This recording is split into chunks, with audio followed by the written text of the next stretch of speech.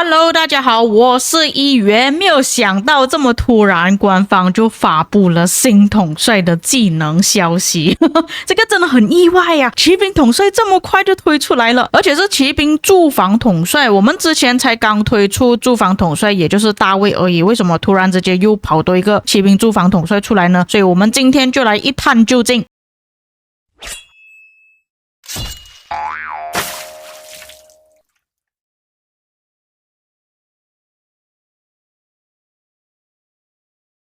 那首先大家可以看到比较奇怪的地方就是他的天赋，他是骑兵驻防技能而不是连击伤害的，所以很大可能这个统帅呢是在早期所使用的，可能 K1、K2、K3 使用的，当然到征服赛季也是可以使用啦，只是我们使用的可能性会比较低一点而已。我们先来看第一个技能。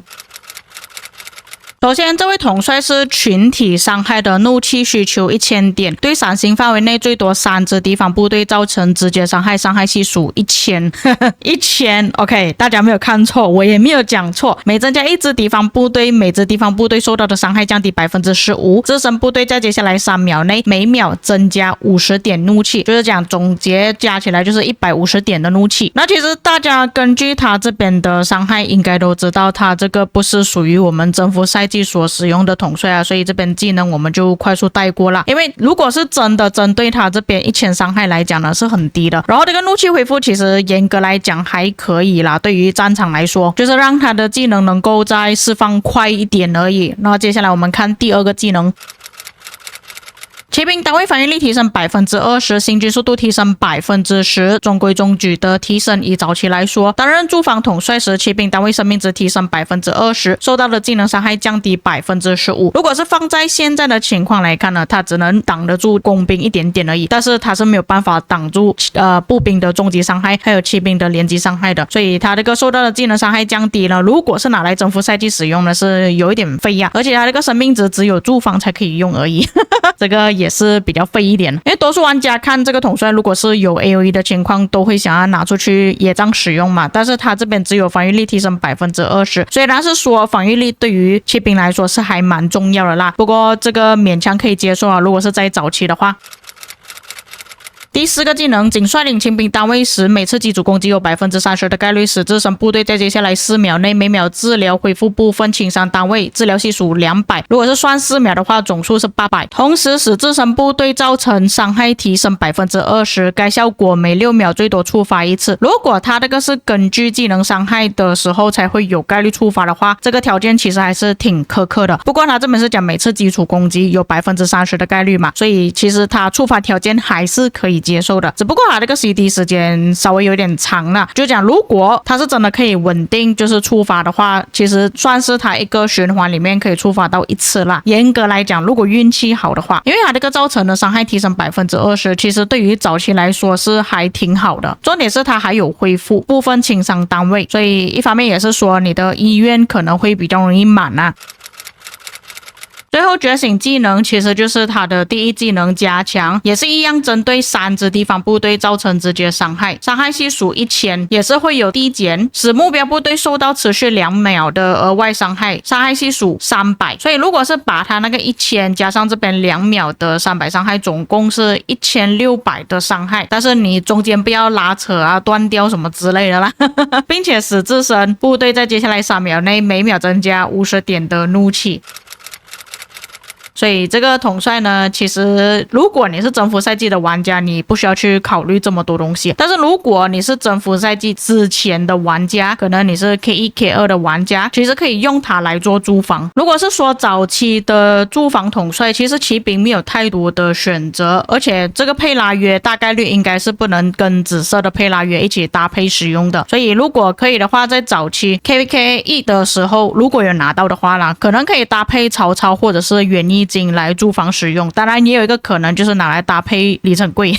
没错，又是李成桂。因为李成桂他本身其实在 KVK1 的时候他是驻防统帅，可以拿来驻防使用的。如果是到 KVK2 的话，我个人会比较推荐用萨拉丁。虽然萨拉丁他是集结统帅啦，但实际上他驻防的效果其实也是不错的，而且萨拉丁他的3维提升也是很高的，他的伤害又高，所以如果你早期要用的话是可以拿去使用啊。但是如果是说拿去野战的话，我个人觉得说是可以野战的在早期，但是因为它是金色统帅啊，所以培养的成本会稍微高一点，所以如果你是一般玩家的话，我觉得没有什么必要就是丢金头在他身上，因为你等到 KVK 3进入征服赛季的时候，你有更加多更好的骑兵统帅选择，这个统帅绝对不是优先在征服赛季一定要选择的统帅。OK， 那么因为官方这一次推出的新骑兵统帅呢，就没有什么看点可以看了。那刚好他们也是有发布了更新公告，所以我们来稍微看一下这一次更新了什么东西。首先就是更新的时间上面会有一些不同，你们可以看到在国服更新时间是2026年7月2日，然后在国际服这边的更新时间呢是在2026年6月30日，所以国际服更新的时间一如既往的会比起国服还要更早一点啦。首先就是节日活动，这些是固定每一次节日都会有的活动啦。惊险而刺激的海岛奇航活动即将到来，他们准备了精彩的节日活动等您参加，扬帆云起，累积积分，为自己和联盟成员赢取奖励。这里所讲的应该就是联盟活动啊，就是你要么就花宝石，不然就是花钱去购买礼包才可以完成的活动。海岛奇珍兑换包括城市主题在内的多种好礼。怒海争锋，这个就是那个海战啊，如果有兴趣的玩家可以去玩了，我已经很久没有玩了，讲真的。全新福利活动10点长征带您体验逐退敌军寻残卷、修补书籍或酬谢。活动期间，玩家可以在击败野蛮人的时候有大概率获得散落的书籍碎片，玩家需要调整书籍碎片的位置与方向，将尽可能的把书籍碎片放入书籍缺失区块，交付修补完成的书页，将收到的血焰的增长作为酬谢。应该也是一个迷你的小活动而已啦，这个我们之后再看它是怎样去运作的。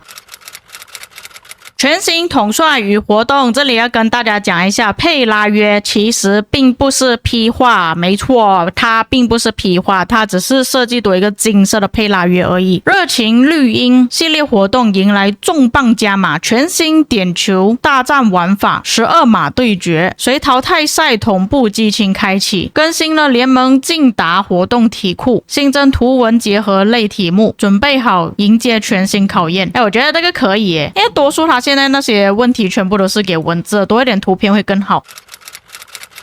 新增传说佩拉约活动，这个就是我刚刚所讲的，这个佩拉约它并不是 P 化，也就是说并不是巅峰期，因为如果是巅峰期的话，这里会有注明出来的。活动开启后，玩家可将统帅佩拉约从史诗品阶晋级为传说品质哦，所以它是把紫色变成金色，好吧。首次上线的时候，该活动将面向服务器开启天数不少于5天的王国开放，所以就讲差不多整个伺服器的玩家都可以玩了。后续将在王国开启第5天固定开放，品质进阶后的传说统帅佩拉约将在后续版本中逐步加入其他活动，敬请期待。就可能就是金箱子啊，或者是转盘什么之类的，或许可以拿到吧。其实它这个操作在万龙觉醒里面是已经有了，就是可以把一些史诗级的统帅升阶，然后把它变成传说品质，这个已经有，我之前看过了。所以看到这个改动我也是不觉得意外，而且我之前也是跟策划他们强调过，你一直推出新的统帅，变成我们的统帅池越来越多的统帅，你不打算要去改一改还是怎样吗？调整一下。可能他们是觉得说我说的有道理，所以就把这些紫色统帅就是用进阶的方式把它变成传说统帅，或许是这样吧，我也不知道。英雄战歌剧本新增荣光决斗活动，荣光决斗将随编年史进程解锁，在等级5关卡开放时限时开启活动。活动期间，玩家可选择红或者是蓝任意一方决斗塔参战，并派遣部队参与决斗。决斗场内所有参战队伍将被系统托管，按序进行1对1决斗。这个就跟特洛伊战歌差不多啊，就是那个什么斗兽场之类的。我不是很喜欢这样子的模式，因为我的部队本来就很弱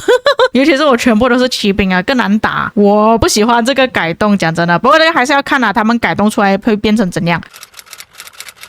功能更新与体验优化。那如果你是看英文版本的玩家，你要看这里这个部分，然后从这边开始因为这个画面不能再拉下去了。为了降低您每日的操作负担，我们调整了部分争议道具及相关产出，移除并回收宜兵24小时及所有8小时、24小时的资源产量道具、食物、木材、石料、金币。终于他们要把宜兵回收了。接着还有驿站商店将不再售卖对应道具，所以这些东西你们之后也是买不到了。其他产出渠道将统一替换为其他道具，玩家现有的疑兵将自动等量兑换为反侦察技术。那反侦察其实也是没有什么用到，讲真的，这是有一点的用处啦，但是我觉得用处并不是很大，因为大概都可以猜出你有多少的兵力，但是资源方面还是可以反侦察啦。已有的资源增产道具将根据满级资源建筑对应的效率折算，自动兑换为对应的资源。我觉得这个可以接受，我换成资源给我。全面提升特权专属争议中各类资源、食物、木材、石料、金币的产量加成。调整之后，特权0至特权5的产量争议分别上调至加 5%、10、15、20、28、37。如果是 VIP 5以上等级的产量争议将在游戏内元素值基础上提升 25%。就讲我们现在不需要每天去开了这个争议，我觉得也是可以啦，也是不错的。调整了每日任务，移除使用资源产量道具的每日任务，毕竟它上面把这些道具全部都移除掉了嘛，如果你还放在每日任务的话，你要怎么去完成呢？所以它这边调整是正常的。新增每日登录和联盟捐献日常任务，这个还可以接受啦。采集强化道具，新增批量使用功能，批量使用时间可累加，单次最多可以累加30个道具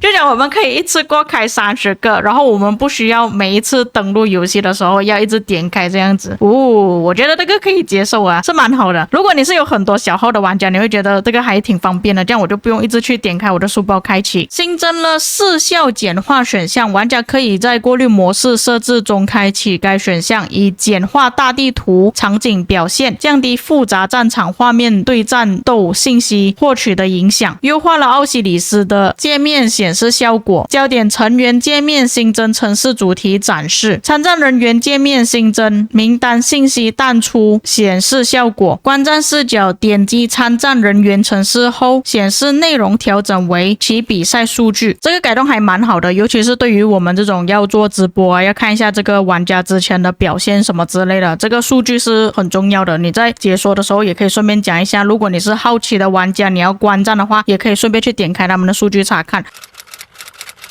那么这一次的更新呢，其实就真的这么短而已，主要是讲那个新统帅佩拉约的一些事情啊，但是它不是批划，再次强调它只是变成传说等级而已，所以总结来说也没有什么东西可以讲啦。但是关于这个功能更新与体验优化这边呢，确实有做到一些改动啦，就是微小的改动，但是会有一些影响。不过关于疑兵的部分呢，其实就算官方他们不回收所有的疑兵也好啦，其实我们现在在商店那边也是可以卖掉了，所以我觉得说它这个改动好像跟没有改动没有什么太大的差别啦，只不过你可以永久性的提升那个采集速度，我觉得是挺不错的。那么以上就是这一次的更新公告，还有关于新的佩拉约传说等级，各位有什么看法呢？可以在评论区给我知道，当然如果有一些遗漏或错误的地方，各位可以在评论区帮我补充。我们下个影片再见。